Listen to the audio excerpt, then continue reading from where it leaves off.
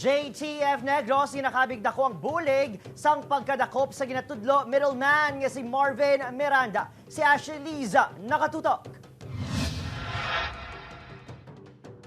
Yara na sa kustodiya sa National Bureau of Investigation ang mga ginatudlo suspects sa pagpatay kay Negros Oriental Governor Roel Digamo kag 8 ka iban pa sadtong Marso 4. Pinakaulihi nga naaresto si Marvin Halaman Miranda sang Biyernes sa banwa sang Barbaza, Antique.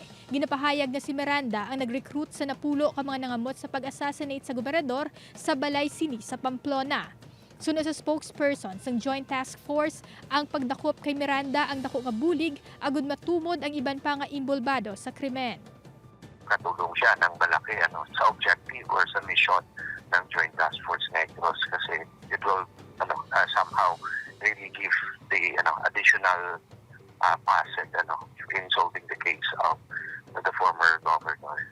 Sa napulo ka mga suspect nga nakita sa CCTV, siyam ang yara na sa NBI kag isa naman ang napatay matapos ginapahayag nagbato sa operatiba sang ini ang gindakop.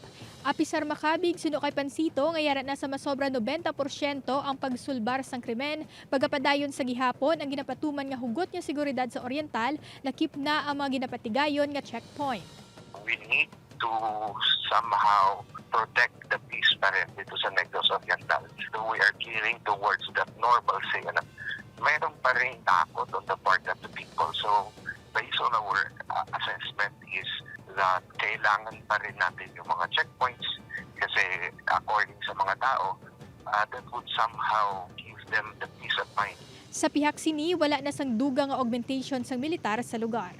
Upod kay Romel Porquilla, Ashley Liza, One Western Visayas.